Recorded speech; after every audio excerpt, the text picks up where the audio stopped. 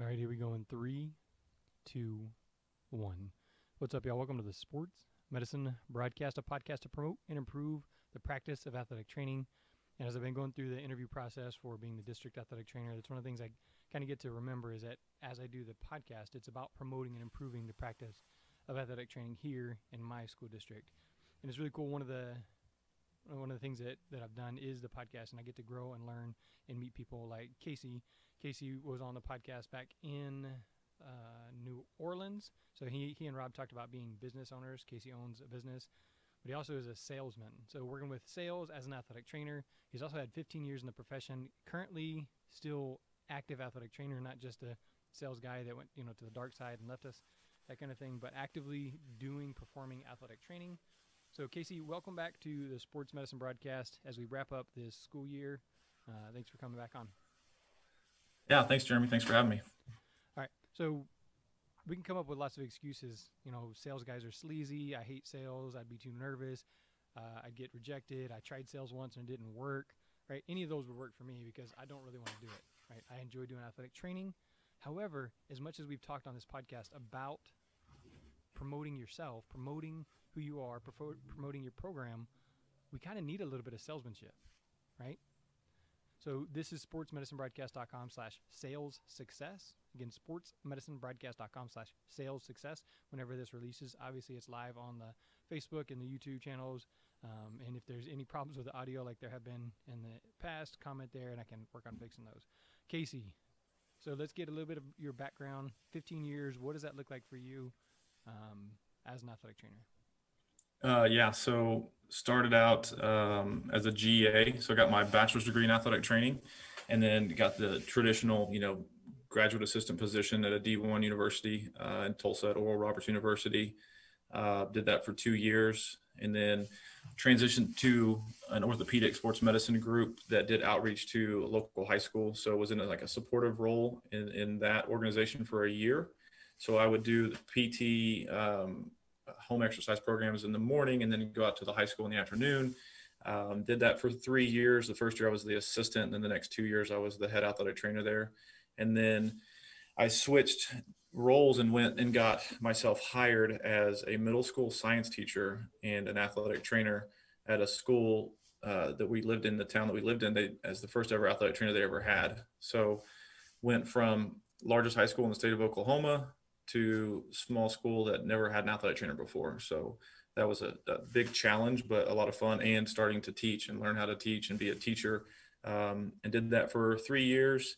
And then I transitioned to the career tech education. So switched to just being a full-time teacher, teaching like entry-level health careers pathways to students who thought they wanted to be in healthcare. I did that for 4 years and then stayed in the same company, same technology center. And then I taught sports medicine and therapy professions for a year. So taught kids who wanted to go into either athletic training or physical therapy or occupational therapy.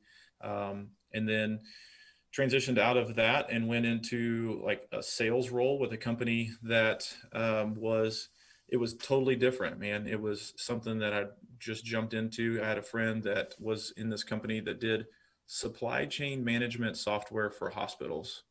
And I went from doing everything in sports medicine related to taking a leap because I wanted to move into like a full-time sales role, like either doing surgical device sales or some kind of sales role, but people wouldn't hire me because they said I didn't have any full-time sales experience.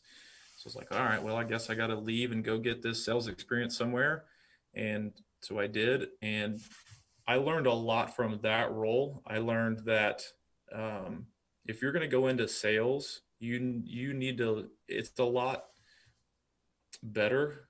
Your stress level is going to be a lot less if you're actually going into selling a product that you know about with a group of people who you're trying to sell to that you know. So I didn't know anything about supply chain software. I didn't know anything about selling into hospitals. So I had no credibility. And now with Sway, like I'm talking to athletic trainers who work in all these different settings that I've worked in. And I know I have instant credibility when I'm talking to them because they can relate. And that's one thing that I think athletic trainers need to look at is if you look at it and you're talking to an athlete that is in the athletic training room or on your team, you have instant credibility almost when you were an athlete yourself. Like they relate to you better because you understand the struggles of what it was like to be an athlete, right? And you have even more instant credibility if you got hurt as an athlete. And there's a lot of athletic trainers that got into athletic training because they got hurt when they were in high school or whatever, and they got to meet an athletic trainer, and that's what drew them that direction. So the same way that we have that relationship with our athletes in high schools or whatever setting you're in, I can have that same kind of relationship and connection with my athletic trainers that I call on as customers to try and help them and support them and be that, like, I help you get what you need. So it's really not as big of a challenge as most people might think. So like for yourself, if you're like, man, I really want to get into sales, but I don't really want to do it. Everybody is in sales, no matter what you're doing. If you're trying to sell your as athletic trainers, we're trying to sell the athletes on why they need to show up to rehab every day, on why they need to do prehab to prevent an injury, because that's what you're selling them. You're selling them the hopeful prevention of an injury, right? You're trying to get them to buy into what you're doing. You're trying to sell coaches on why they need to possibly look at buying ankle braces instead of taping ankles. And you use the different value propositions that are important to a coach. It's different for an athlete. It's different for your athletic director and your administration. So we're all in sales. You just kind of have to look at it through what lens you see things through better, and get to know people, and then just go from there. All right, so I read the book Rich Dad Poor Dad, so Robert Kiyosaki, whatever it is, and he told a story about when he was a kid. They were taking old comic books, and they basically made a comic book library where they would open up for people to pay a quarter to read for as long as they want. They just couldn't take anything out of there. Or how they were taking old toothpaste containers and melting down the lead and forming them in the shape of like quarters or nickels or something like that, right? So he was always looking for some sort of business, some sort of being an entrepreneur, that type thing. So like that sales thing was always there with him. That was always part of him. What was your first experience as a salesman?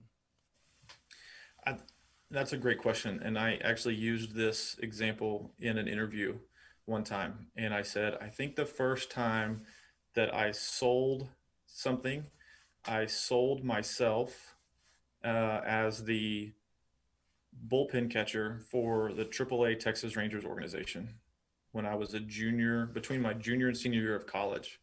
So I got an internship with the Rangers organization in Oklahoma City, and I asked if I was going to be able to travel, and they were like, "No, you're not going to be able to travel. You'll just do home games because we're not going to pay the extra expense to take an intern." I was like, "All right, cool."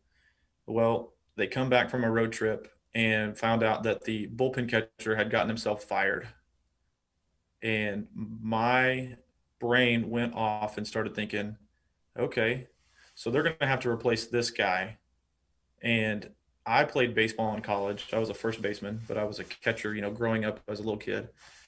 And I said, well, how about I step in and I could be the bullpen catcher for the team, and all you have to do is change the name on the ticket to my name.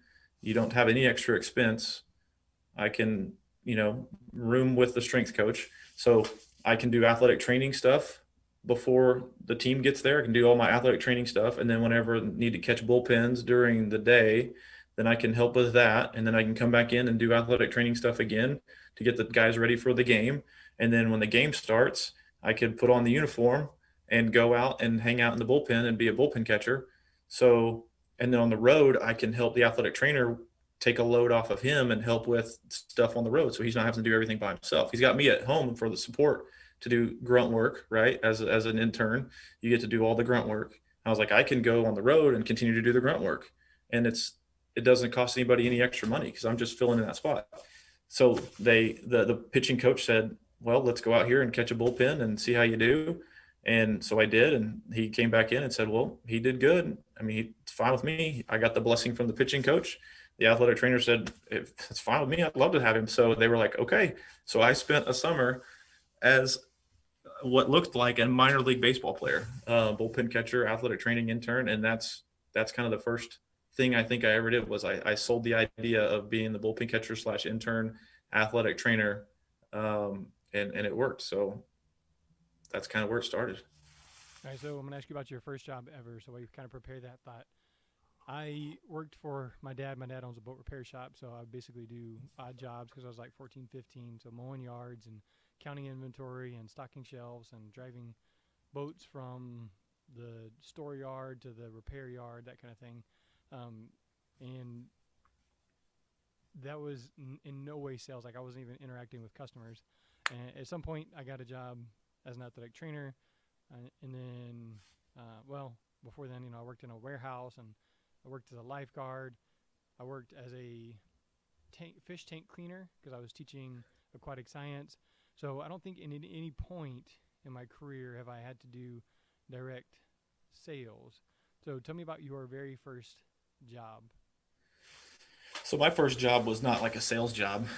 Summer after I graduated high school, me and a buddy got a job working at a garage door warehouse company. My buddy's dad was actually an overhead door installation company. So he bought his garage doors and all of his equipment from this warehouse that did the wholesale distribution. So we worked in the shop and moved garage doors from a semi truck into storage, and then would load them onto independent contractors' vehicles, their trucks and stuff. And we worked like 45 hours a week. We got paid every week. At the end of every week, I learned how to carry a 18-foot garage door on my head because that's what the job demanded. And it was hot. It was Oklahoma in the summer times. It was an outdoor job, but we were raised to work hard, and you reap what you sow. So if you work hard, good things are going to happen. And I use that same mentality every day when I go to work for Sway, is that if I work hard and I get on the phone and I call as many athletic trainers as I can call, and I try and set up as many meetings as I can set up. And it's the same thing we do as athletic trainers. Whatever setting you're in, you try and do the best that you can with what you've got. And you just continue to work hard. I mean, you show up for work and it's a grind. When we were working 15 hours a day, from August until the end of May. So it's not a tough transition to go from that profession to the sales profession because the hours are very similar. The effort is the same, so that was kind of my first job. I wanted to work those hard jobs so that I would stay in school and get my education so that at some point in time I wouldn't have to work outside in the heat and do a bunch of heavy lifting and grunt work. I worked in Western Oklahoma during the summertime as wheat harvesting. So I had a job where I worked at the co-op in Hydro, Oklahoma, and we worked 17 hours a day, 7 days a week. So you got to work at 7 a.m. and you might stay there till midnight or 1 o'clock in the morning. And then you went home and went to sleep and you got up and did it all over again the next day. Very similar to what athletic trainers do right now on late Friday nights and long weeks. So I think learning how to do those jobs as a young person helps you for success in your future. Because you, like I said earlier, you reap what you sow. All right, so as you're talking about the grind of athletic training, the hours, and then switching to sales now. You're working with Sway Medical, and I know you guys just signed up with Houston Methodist, who is the official healthcare provider of Pasadena ISD. They do lots of good things, and so it's pretty cool to see that one of the leaders in sports medicine here in the Greater Houston area is signing up with Sway to see, hey, this is something that is worth investing in. But tell me a little bit more about what does that look like for you, right? And so people will think, okay, well, let me get into sales so I can have more regular hours. I can have, I'm working from home. What does that look like for you now? Oh man, so yeah, it's great to have Houston Methodist on the team. Partnered up with them from a sales standpoint. Then now I can go and talk to athletic trainers in the Houston area, right? Like you're at Pasadena, and you reach out to you and your athletic trainers and say, this organization that you share athletes with and treat, we can reach out to these different territories. So from a daily day in the life of me, like you get up at like 6 a.m, start making coffee, start looking at emails and your list of kind of to-do tasks for that day. I'm not going to start calling athletic trainers on the phone at 6 a.m because they're going to be asleep or they're going to be doing other things. Right. But like working from home is great because I can kind of jump in and start getting stuff done. I can knock off like basic tasks and things like that. But I look strategically at where people are using our product right now, right? Like who's using Sway, and who likes it and who can share the information with other colleagues that are other athletic trainers, because most of our business comes from referrals, right? I mean, if I am an athletic trainer and you call me and you ask me, hey, from athletic trainer to athletic trainer, what do you think about this? We're going to be honest with each other, right? So we utilize that. So if we get somebody that comes on board and uses our product, then we ask for referrals like, hey, who do you know that's an athletic trainer in your area that you think would benefit from this same product that's going to help your life, make your life a lot easier, and save you time and save you effort and allow you to do other value added processes in your athletic training world. Who can we talk to on your behalf? Like, can you connect us with people? So that's what we use. That word of mouth advertising is a huge thing for us. So I cover about 14 states. Like my territory is about 14 states. So from North Dakota to Texas, Missouri down to Arkansas, Louisiana, over to Georgia, and then Kentucky and Tennessee. So, but I'll talk to anybody that wants to talk, and it basically just helps us out because we know as athletic trainers, if we have a patient that needs to go see a physician, if it's something that we can't treat in-house and help manage and all that stuff from a concussion standpoint, then I need to know who my next level provider is going to be. No different than an orthopedic surgeon or a physical therapist or anybody that's in that sports medicine team.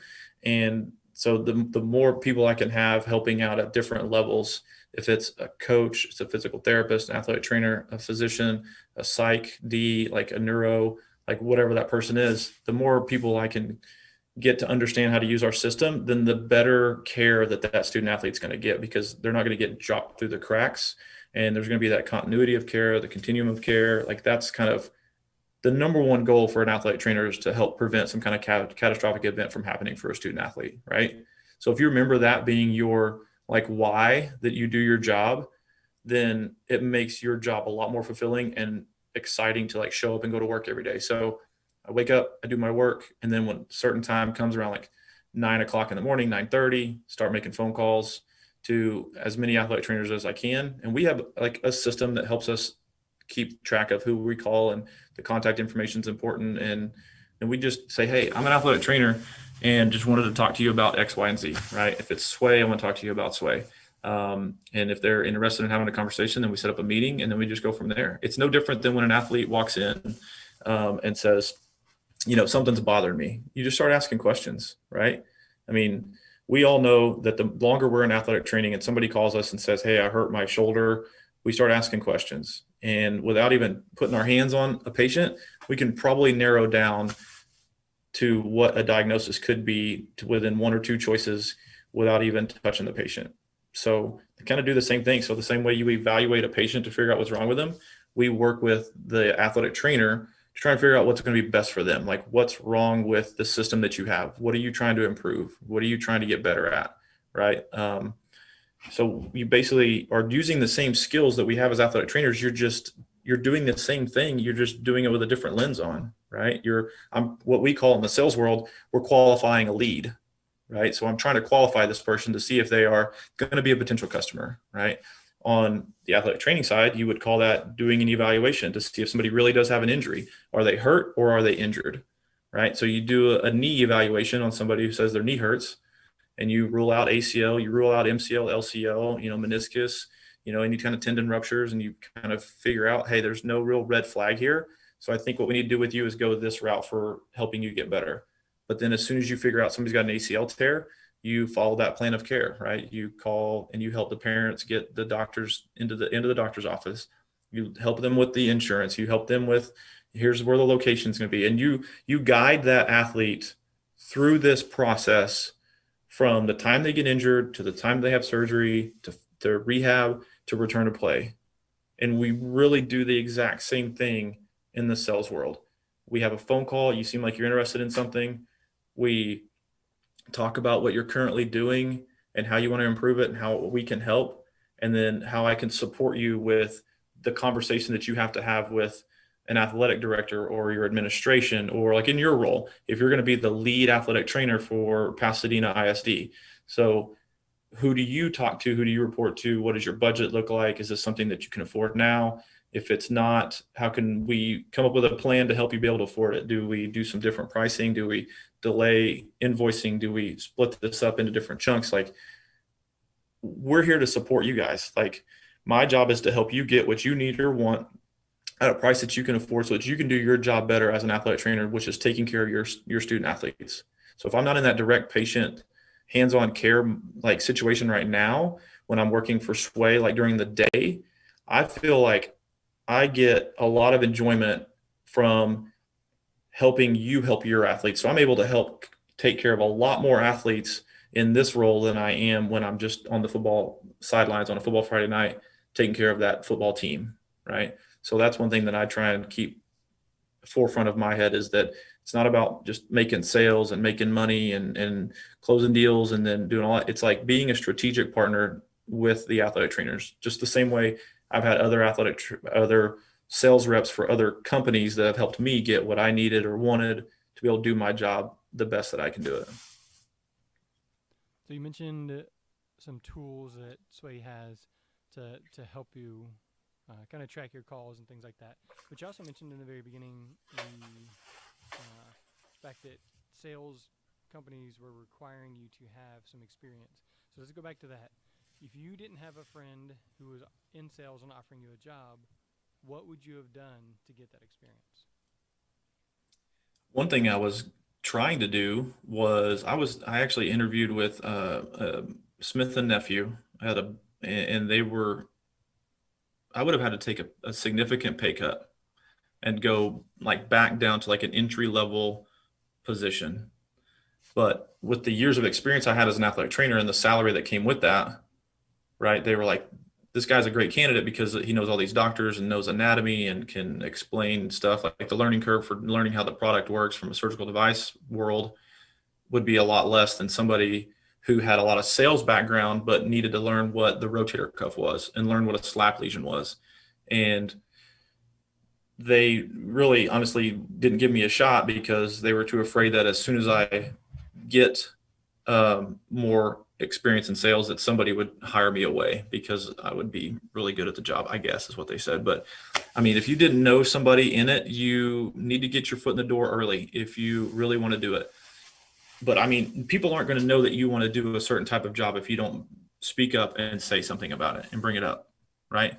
Like, I reached out to, I think I was talking to who my Medco sales rep was at the time. Brett McCann was our guy in Oklahoma, and just getting to see I had a great relationship with him. Like, we're friends, right? Like, we still talk. And I remember one time, I think I just reached out to him, was like, man, I think I would like to do what you do. And he was like, okay, well, I mean, if an opportunity ever pops up, I'll reach out to you. And he said, I think you could be really good at it, this and this. So whenever he actually said, I think you'd be really good at it, that gave me the confidence to actually, like, okay, here's a guy that does this job, has this experience, and knows me, and we know each other really well. And if he thinks that I would be good at this, then that gives me the confidence to be able to actually like look into that and actually start talking to people and asking him specific questions like, okay, what would you do? Where would you go? Who would you apply for? Like, what job specifically? So I think that it's the same way we have people, follow us around or shadow or go through the education programs, right? Like, meet people, talk to them, communicate with them, reach out to people, ask them questions. When you were in high school, maybe, or college, you shadowed, like in the athletic training education programs, they spend time at the collegiate setting and in the secondary school setting. They're trying to figure out what setting fits for them, right? I didn't fit into that supply chain management software thing, and it was not a great fit. I thought that I was a horrible salesperson because it was just not working out. Well, when I talked to Chase at Sway, and I was like, apparently I'm not good at sales. I'm just going to go back into athletic training or back into education. And he said, it's not that you're not good at sales. It's got to be a good fit. You fit in Sway better than you fit in supply chain management for hospitals. And I was like, I guess I never thought about that. And it's been great. Coming over here and working for Sway since July has been, I mean, the best decision for me. And it's been great. All right, so you talked about a product that you love or a product that you can really support, right? So, and then we talked about getting that experience. I know I see a lot of times on social media, athletic trainers talking about getting a summer job, a second job, that kind of thing.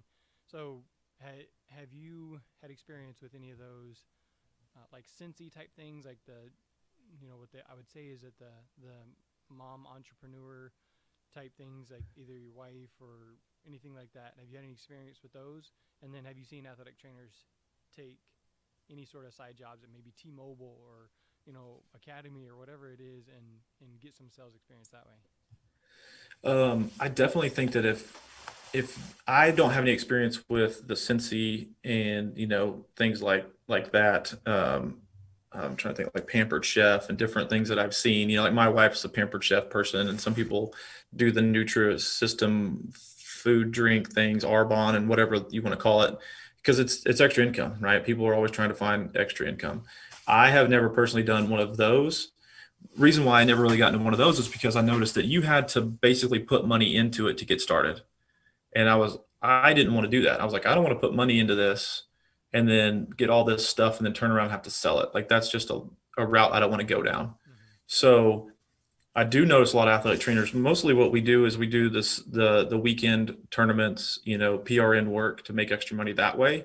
But that takes away time from your life on the weekends, right? Like that's your break away, hopefully break away from the day-to-day job. But I mean, there's nothing wrong with that. I still do some PRN work on the weekends from time to time. But I mean, if the weather looks like it's bad and cold and rainy, then I don't want to do it, because I'm kind of spoiling myself, where I'm just like, I'm at a point where I would rather spend time with my family than do that. But what I found was, if I could, in 2010, I got connected with PowerPlay, which is a company that was like a competitor to Game Ready. It was like a portable cold compression therapy unit kind of deal. And they were they're based in Tulsa. And my buddy Dan Newman over at Union connected me with them because, like I said earlier, I went from this large high school in Oklahoma, from Broken Arrow High School, the largest high school in the state of Oklahoma, to Skytook High School, which had never had an athletic trainer before. So I went from having a $15,000 a year budget to like a $5,000 a year budget. And one of the things I first bought was a Game Ready, because I had one at BA, and I wanted the Game Ready because it was a great tool.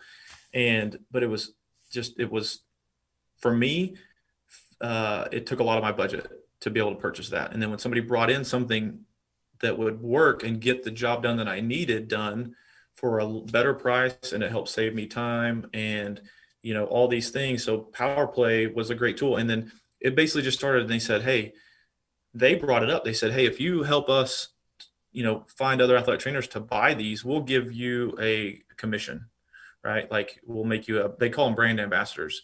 And I don't know if you've seen, like Mueller did this the other day. Like if you have 2,000 followers on social media, you can be a brand ambassador. And like Paige Wheeler over in East Ascension in Louisiana became like a Gatorade ambassador or something. So athletic trainers have access to a market and like these future customers for these companies. So that's the value that we bring to some of these sports medicine companies, is that we have direct access and instant credibility with their customer base. So that's why we're valuable to companies in a sales role, is that we know everybody. It's a tight-knit community as athletic trainers. Everybody knows everybody. And all it starts with is, hey, where are you from? Where'd you go do your undergrad? Right? Like these are things that I ask athletic trainers. And, you could easily, if you find a product that you like, then just reach out to that company and say, hey, do you have any sales reps in this state that you live in? Right. And ask them if they'd be interested in, working together.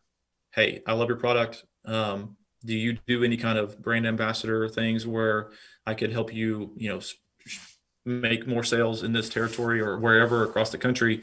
And do you do anything like that? And then just see what they say. Maybe they do, maybe they don't. Maybe they've never thought about it, and they'll start doing something now, and they'll start with you. And then there you go. And now I can do this sales stuff and have a side hustle and mailbox money, whatever you want to call it, without having to spend your weekends, covering soccer tournaments on the weekends. for extra money. So it just kind of depends. I mean, I would definitely tell people you have the ability and you have the knowledge, the skills, the abilities. You just kind of have to look at them and evaluate them and maybe write them down on paper and just look at them through different lenses and what's valuable, and take that scenario and say, like, what have I done in the athletic training world as a career athletic trainer that I can easily explain to, this is why you should give me a chance to be a sales rep for you. We work hard. We know how to work long hours. We're not afraid of work. We know a lot of people. We have to educate athletes. We have to educate coaches. We have to educate, stakeholders, legislators on what is an athletic trainer, what we do, the education that we have. We're already doing all that. So all you're doing now is just learning how this product helps a customer. And then you just learn that conversation to have and listen to like the value proposition. And it's a different value proposition for different people. So selling Cincy to, who's the number one market for Cincy?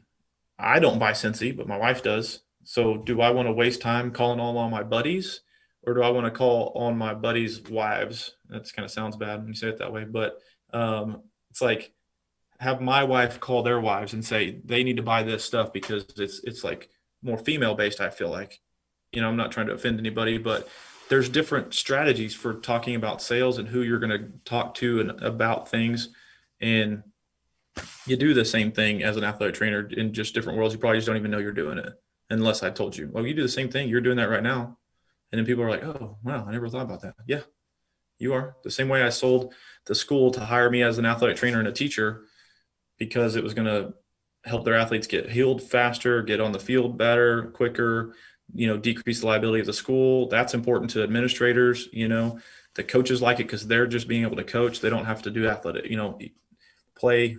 They're not supposed to be an athletic trainer, obviously, but they can just send them to me. You evaluate them. So the same way you're trying to create a new position for an athletic trainer is that's sales. That's what it is. All right. So since you've been on board at Sway, have they given you any sort of, here's some sales tips, here's a training course, here's everybody does the same style, anything like that since you've been on board there with Sway? Yeah, so we've had like some books, like Chase has said, hey, I want you to read this book and this book because they'll help you understand like how to look at sales a different way. So we do, like we read books obviously for personal growth that way, for sales growth. We have meetings on a weekly basis, and then we meet as a group, right? And athletic trainers and other sales reps that work for Sway have different backgrounds and different experiences and scenarios. So we meet together and talk about, hey, this is how I answer this question. If a customer has this question, this is how I answer it. If somebody has pushback saying this one statement, this is how I answer it. Or like, oh, I had that happen to me, and this is how we got around it, and this is how we solved that problem for them. We do like internal sales trainings where we might, as a group, get on Zoom and watch some videos, and then our Labiba Russo, who's our senior vice president, and she'll just like lead kind of like dialogue and say, hey, somebody give me an example of where you had this situation or that situation, or what would you do in this situation or that situation from a sales standpoint. Or we'll bring in like a third party guy that helps us evaluate like where we're having some trouble with different scenarios in sales. Like, what's one thing that is a stress point for you as a sales rep? And it's like, well, what happens if I call somebody and they seem interested and then they ghost me and they don't call me back for like 2 months? Like, what do I do in that situation? Or how many times is too many times to call somebody, or how many times is too many times to email somebody? So we get that one-on-one with people. We evaluate as we're going through the year and the different timings. And when it's really busy for us, we don't do a whole lot of sales training, right? But when it's a slower time of the year, then we'll focus on doing more like sales training to try and make us better at that specific part of our job. But I mean, it's no different than us getting in a room of athletic trainers at convention and saying, what are the new techniques for reducing dislocations? What are the new techniques? What do you guys do for shin splints? I mean, some people are really good and have these documents that they share on forums and stuff like that. I mean, it's kind of the same thing that we do in the sales world. I mean, it's really no different than people that do things day to day. They get on Facebook, start asking questions. But that's some of the stuff that we do internally. It's a way to help us grow and get better. And Their job is to help us meet our goals, and that's how they support us, and they do a great job of it. And the team that we have at Sway is awesome, and we help each other and we support each other, and it's very similar to having your close group of athletic trainers that do the same thing, right? And being part of that team, it doesn't change from whatever setting you're in. If you've got a good team around you, you're in a good spot. And if you don't, you don't have support, you don't feel like it's going in the right direction, then that's when you need to evaluate going somewhere else, doing something different. All right, so at this point, somebody is interested in doing sales, but they're still on the fence. What would you say to that person to encourage them to give them some clear guidance to make their decision? I would say I would say if you've got the stability of full-time income, then I would say look at the companies, like I said earlier, find a company that you think is a product that you really like and reach out to them and see if they do some kind of brand ambassador situation, um, where you can start doing some sales and start learning trial and error, right? Where there's not really any pressure to perform. Whatever you help sell, you get a commission, right? And it just does its job. I've had some success in that in the past. There, I would do that first to see if they feel comfortable with it and say, like, if you are learning some stuff, you're feeling comfortable with it, you're able to have some success with it, then you can take it to the next level, right? You could either reach out to another company, or you could try and expand your own footprint in whatever market that you're in. So if you're in Oklahoma and you start in your small close group of who right? Or then you reach out to your state, and then within your state you do like a region of states around that area, or your district, right? From an NATA standpoint, like state associations, like Texas, you got like GHATs, right? So like Greater Houston area, and then you got the state of Texas, then you got SWATA, and then you have the NATA. So I would say they can reach out to me, like, and we'll talk. Like, let's have a conversation about why are you looking at doing sales, and what do you like and what do you want to do, and it's just like an easy conversation to have. But that's kind of what starts with me. I still do that. I mean, I'll reach out to a company that I think has a great product that I would use myself to make my life easier, and because I still do athletic training, that I want to say, hey, can we team up, right? Like, do you do anything like this? Do you offer discounted prices so that we can pass that savings down on to the athletic trainer, because they don't have much money anyway? But I would definitely tell them,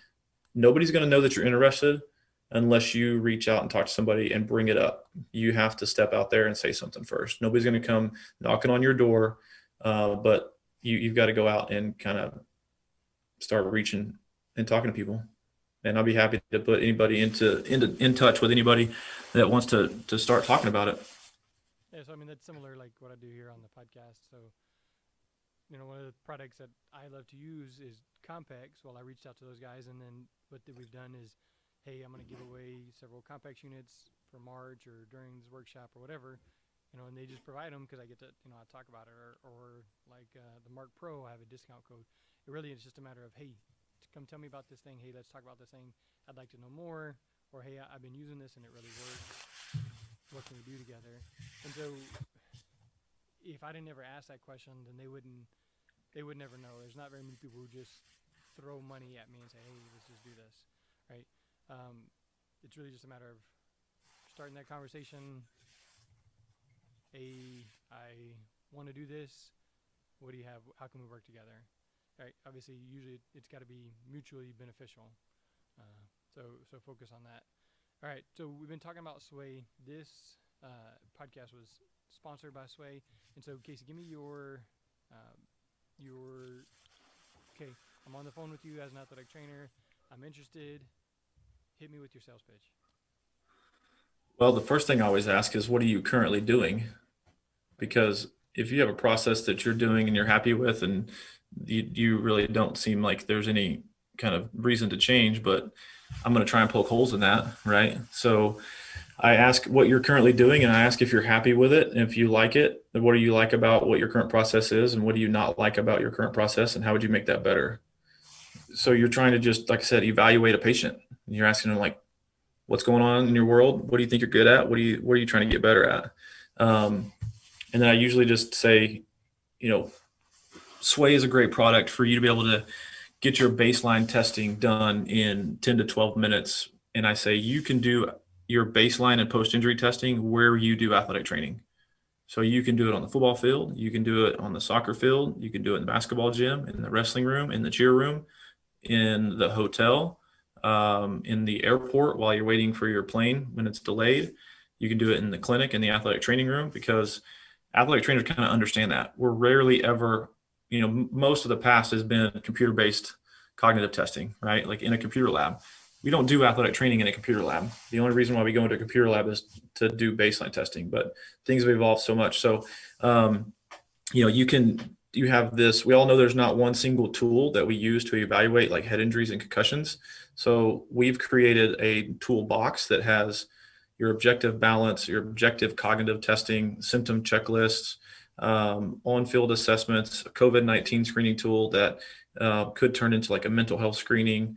You can do remote code testing that's individual per patient, that you can do from home. You can not have to like leave your house on the weekend to like run into the athletic training room that's 30 minutes away and have the patient or the athlete have to drive to the athletic training room 30 minutes away to do a 10-minute test and then turn around and drive back home. Like you can use the technology of the phone and you can do remote testing, and you still have high level patient care. You have that continuity of care, and you can connect your physicians to your system so that if you're on the sidelines of a football game on a Friday night and a kid gets hit really hard and you would expect him to probably have a concussion, but you start doing your clinical evaluation and you start answering all the questions, they do all the stuff pretty, it kind of throws you for a loop a little bit. Then you can use Sway to objectively measure their balance, objectively measure their cognition, grade their symptoms. And then if they're on the bubble, right, you could have your team doctor open up their Sway app from wherever they are, if they didn't travel or if they don't come to the game on the sidelines on football Friday nights, and they can support the athletic trainer in real time, seeing the scores and evaluating the athlete. There's no limit to how many times you can test somebody. So you can test them as many times as you want to without going over. I mean, it's a one-time subscription fee for the whole entire year. So if something happens in the first quarter, you can test them in the first quarter, the second quarter, halftime, the third quarter. And, maybe they are getting better or everything looks fine. And then you can safely, if you feel comfortable, safely putting them back into play because you have the data to support your decisions, right? In the past, we used to just err on the side of caution. But we weren't really erring on the side of caution. We were erring on the side of no data. So now that you have data, you have information to help you make educated decisions, right? So that's kind of the quick elevator pitch, if you want to call it that. And it's just evaluating somebody to figure out if they're interested in having a conversation and see like, hey, what are you currently doing? How can we make it better?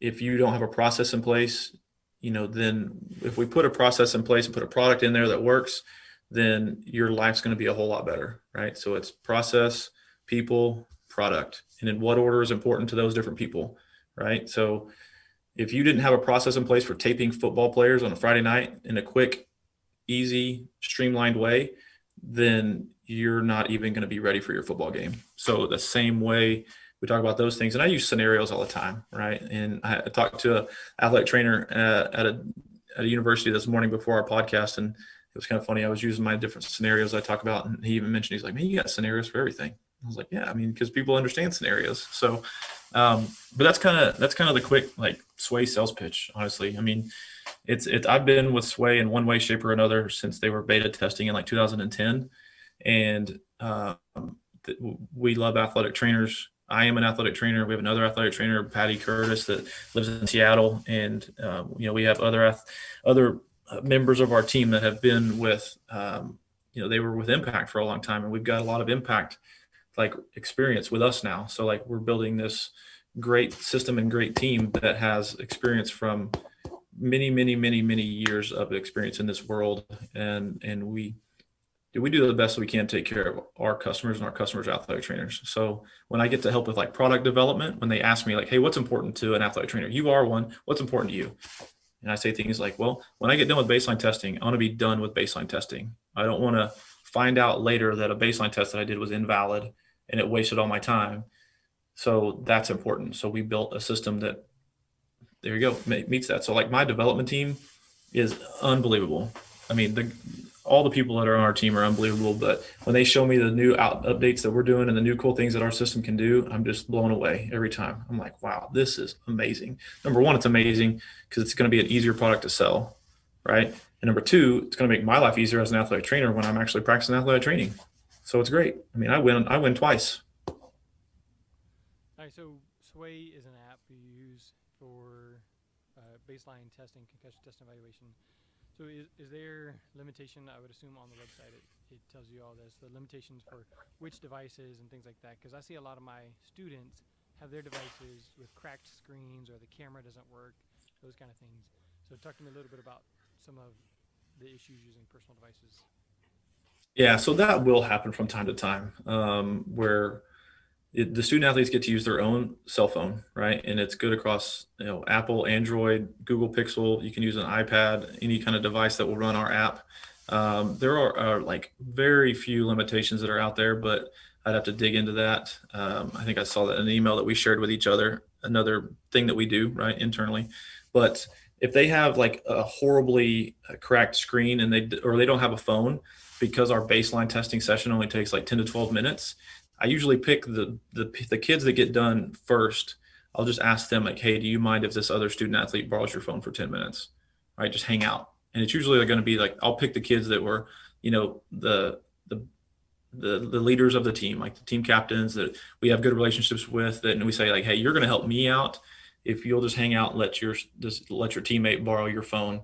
Or if a coach has a phone, they could do that on their phone. I don't like to let them use my phone because in real time I get to see how the athletes are finishing up as the tests are being done in real time, and I can see like how their scores are going to be, if they're good or if they're not good, and I can manage it in real time at that point in time. So if they have a cracked phone, cracked screen, that could be something we just say, hey, try it out, and if it doesn't work, then just hang out and we'll let you do it either tomorrow. But those are few and far between. Most of the time we have like a system built in where they do like a hardware verification, and it makes sure that their phones are capable of completing the test. But I mean, like I said earlier, it allows you to do your baseline and post-injury testing where you do athletic training, so that you're not having to change your schedules up. The coaches are a lot happier. That's one thing that we have to talk about, right? So coaches typically do not like to have to take us taking their time away from practice to go do computer-based testing in a computer lab. But if we can do baseline testing 10 or 15 minutes before practice starts, and then they can put their phones to the side, they've already got their practice gear on, and they can start practicing. So the players are happier about doing the testing. The coaches are happier about doing the testing. It improves your relationship with your coaches and your athletes. Like, I mean, I can just keep going on the different layers of how our system just helps more than just save you time and do a better job of this in real time, but like the residual side effects of using the system, developing your relationships with your physicians, with your parents, communicating with the parents, like, hey, here's the score, here's the coach, like, hey, here's the score, this is why we're not putting them back in. And it eliminates and decreases the pushback that you get from those people on, he's fine, just put him back in. It's our certification and our license on the line if something bad happens. So sometimes they get blinded by competition, and that's our job, is to protect the student athlete. So if this is a tool that we can help protect the student athlete and keep them from having a catastrophic injury, then it's done its job, right? And that's just a small part of it. So a lot of athletic trainers are always like, hey, I want to get an iPad for the athletic training room. How can I do that? So I talk a lot about the grants that I've written. I just got one from the Education Foundation for a blood flow restriction, but I've done tons of stuff on Donors Choose. So for a public school teacher they can do Donors Choose, then maybe another way is like, hey, look, you guys can sign up you get an iPad on Donors Choose. Here's some information, and maybe even you, Casey, as the rep, can say, look, here are 2 pre-written grants for an iPad on Donors Choose. How you can use that. So there you go. Could be another sales tactic for you. We can help you get a free iPad. Yeah. There you go. There you go. Yeah. I'm all about trying to get free stuff, right? If it's free, it's me, man. If I can help the athletic trainer get what they need or want without having to come out of their budget, then that's a win, man. Like, how can we get a hospital to pay for this? How can we get, I've run into a lot of different scenarios and situations like that. But yeah, anything if you can share stuff like that with me, I would love to be able to share that with my athletic trainers, because like I said earlier, I'm not trying to be a sales rep and be that like used car salesman kind of person, right? That's super pushy and tells you you're wrong for not buying our product, whatever. That doesn't win. I mean, I don't want to be sold that way, right? Um, but like strategic partner in supporting you and helping you through this process to answer questions for people who are above you if they have to, and helping you do what you want to be able to do. That's what it's all about. And when they're happy and we helped we helped decrease the amount of maybe COVID issues on a college team because of the COVID-19 screening tool that helped alert staff before an athlete came in and possibly exposed some people and put them in quarantine. Like we've gotten letters and emails and text messages about stuff like that. So those are the things that make it worthwhile. As athletic trainers, we're behind the scenes people and we don't really get a lot of recognition. And honestly, sometimes sales reps are the same way, but like I appreciate everything like that our sales reps from the different companies that we utilize that help us do our jobs, right? And without them, we couldn't do it because I don't have the time to go chase down all the different products that I need to buy. I mean, if I can just go to one person and they can help me do all that, then that's valuable. It's not you're making purchases not on cost but on value. So, but yeah, help send that to me and I'll be glad to keep that in my back pocket and share it with anybody that needs it.